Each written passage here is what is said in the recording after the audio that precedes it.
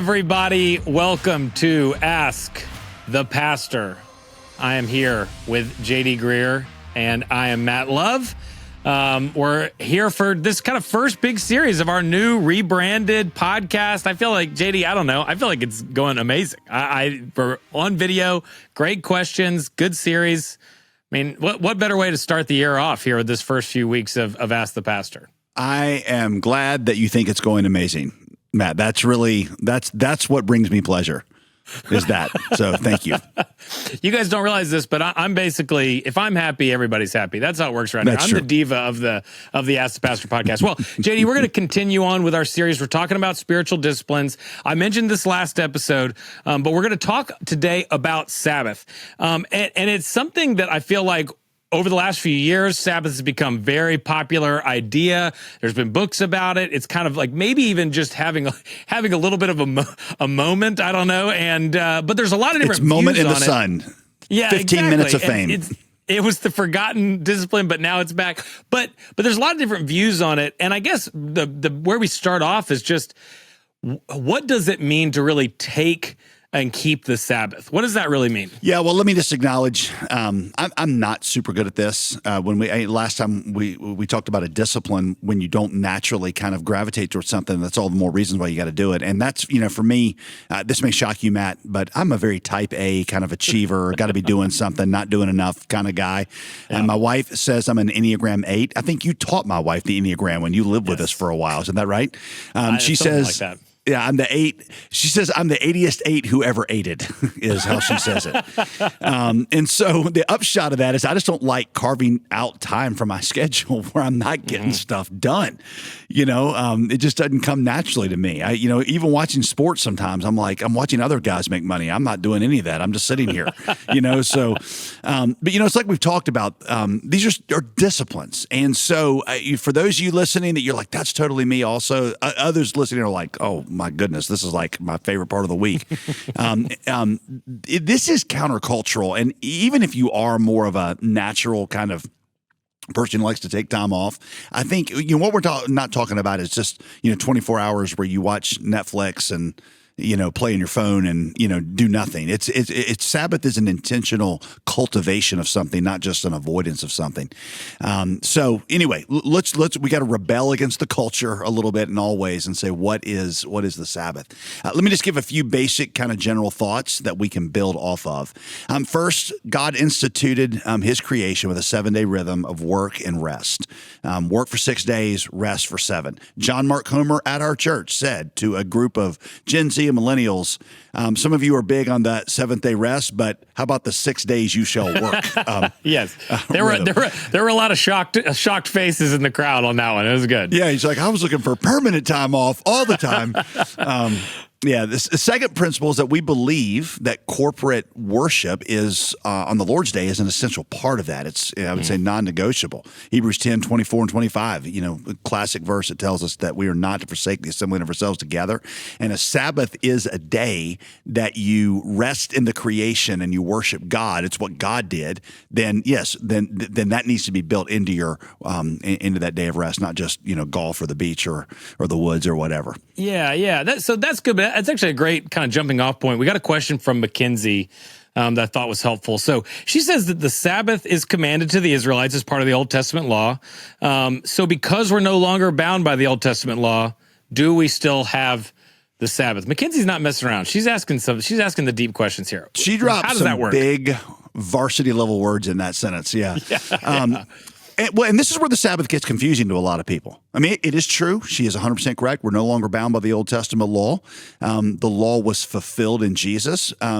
Saying that the law was fulfilled is not saying that it's completely irrelevant to us now, because we see that the design that was reflected in those laws is still the design that God has for his creation. And so it would not surprise us if there are corresponding things that we do, even when Christ has fulfilled the law for us and lives inside of us.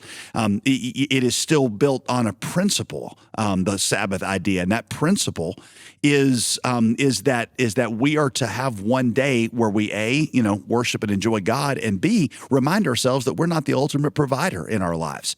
one of the things you learn about the Sabbath is that no other society did it at the time that God instituted it. In fact, people thought it was crazy. In an agrarian society, survival in those places was like a day-to-day, season-to-season affair. Crops had to be harvested every day. Water had to be drawn every day.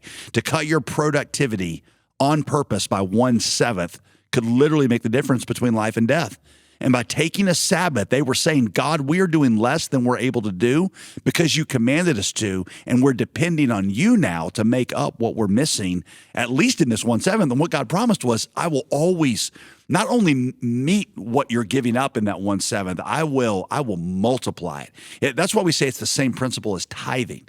And a lot of people have never made this connection, but tithing, you're not supposed to tithe because you've got money sitting around in your account at the end of the month and you can't figure out what to do with it.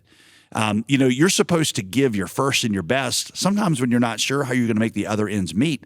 And God promises that thing that you give to me first, that first 10%, I will give that back to you, and I will give it back to you multiplied. And so the testimony of people throughout Christian history has been, when I did that, when I gave God the first and best of my money, he multiplied it and gave it back. And when I did it with my time, he did it as well. There's a story I've told my kids numerous times about this, and I'm like, in college, I never observed the tithe. Never observed the Sabbath because I had schoolwork to do.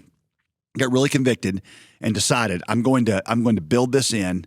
I had the busiest semester. I took 21 credit hours that semester, and so just insane. And then said, for 24 hours, I'm not going to touch it. And that was the semester that I actually did grade-wise the best I'd ever done. And I think it was God just building this principle of you honor me, I am going to honor you. So the Old Testament laws are fulfilled in Jesus, absolutely. So we're no longer bound in the particulars, which that might be something we talk about here in a minute, but the principle behind them is the same, because when Jesus fulfilled the law, he was giving us the best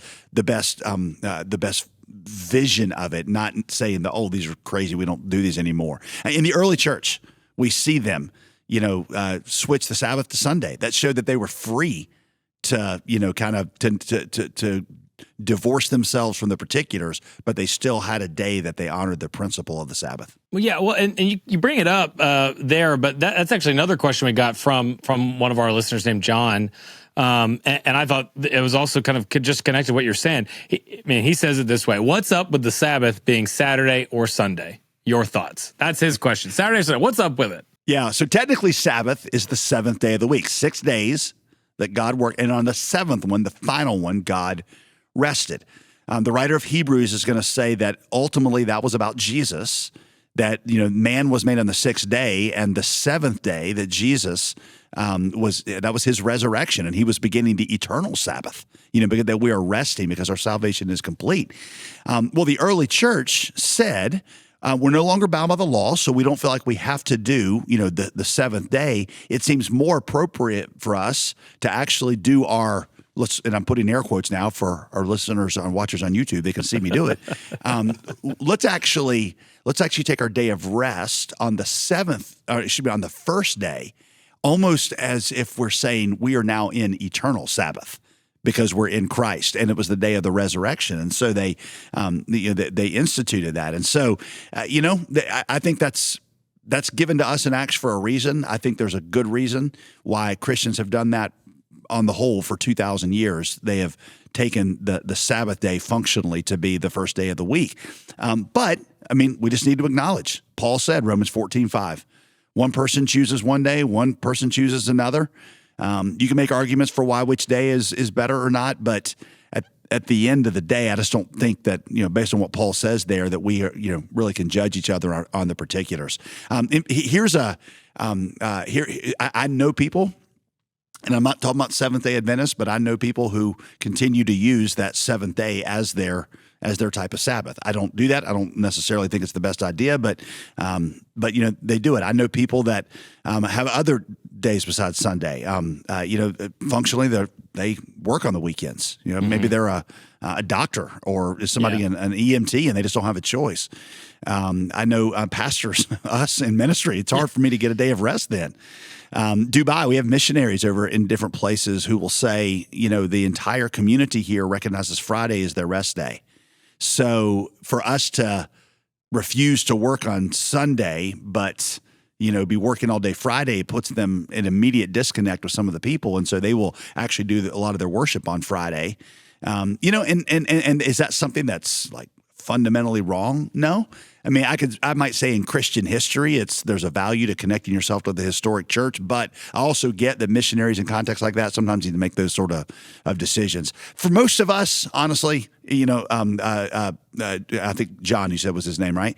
For most of us, it should be Sunday. That's the standard set by the church. It's what's in, it's what's in the Baptist faith and message. So it should be Sunday. We got 2,000 years of church history and a connection to the resurrection. So I think that's probably best. But I think there's a reason that Paul tells us not to judge the particulars. That's good. Well, for those of you guys that are doing Ask the Pastor Bingo, that was the first time on the podcast I think we've mentioned the Baptist faith and message. So go ahead and scratch that box off. You got that one. But JD, just to this isn't a listener question. This is a Matt question. But there's a lot of good, you've just shared a lot of things about what it looks like, how we kind of take some of these principles from the Bible. Can you just make it really practical? How do we apply the Sabbath practically to our day-to-day, our weeks, or our lives? All right, I'll give you two things. All right. How do you apply this principle? The first one day a week for rest, renewal, and relationships. That day for most of us should be Sunday. I've already told you why there could be exceptions, but it should be Sunday. It's a day that you should focus on being rather than doing, being a child of God, enjoying Him. A public worship should always be a part of that day because your relationship with God is central in your life. It's a day that also, though, in addition to that, you should choose to be with family or to be outdoors or to be doing something that is life-giving and recharging to you. Rest, renewal, and relationships, the chief relationship being God. The other way I would tell you to apply this is taking that principle and learning to live your life by rhythms. I mean, Sabbath was a weekly rhythm. And I think, it should be, but there are other daily rhythms. One Christian counsel I was reading said that you should build 3 types of rest into each day. I almost think of these like mini Sabbaths, and again, I'm sort of playing fast and loose with that word, but, one's mental. You need to disengage. You need to disengage because a mind constantly on can't renew itself. And he said every day there needs to be social rhythms, social recharging, gathering with friends. I saw the study that 3 times a week, if you meet with a circle of friends 3 times a week, it lowers rates of heart disease. Time with your spouse, would be in that category. And then there's physical rest. Physical rest, a recent study found that a 30-minute nap 3 times a week cuts your heart attack risk by 40%. Isn't that crazy? And I know what you're doing right after this. You're like, finally, Hey, by the way, just I've got a couple stats up here in front of me that I think also support. A recent CNN study showed that those who work 11-hour days, get this, are 250% more likely to become depressed than those who limit their work to just 8 hours and turn it off.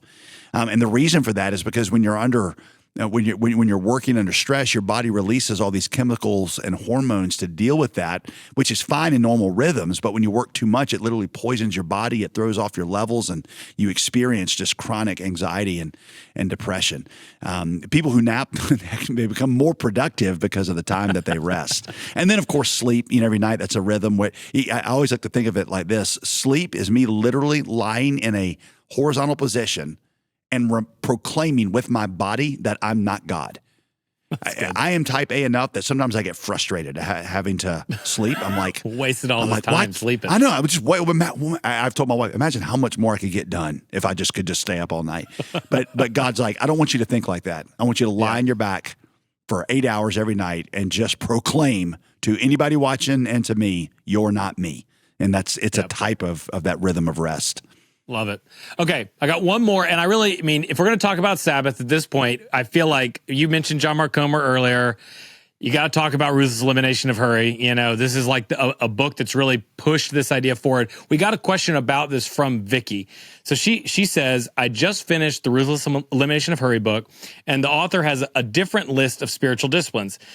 4 S's: silence and solitude, Sabbath, and simplicity. And they're all taken from the life of Jesus. So based on this, Vicky says, is it still important to observe the Sabbath, and what does that look like? Yeah, I mean, so I'm actually glad you asked this, Vicky, because the author of that book, John Mark Comer, I would consider him a friend, but he's got some really insightful views on the Sabbath.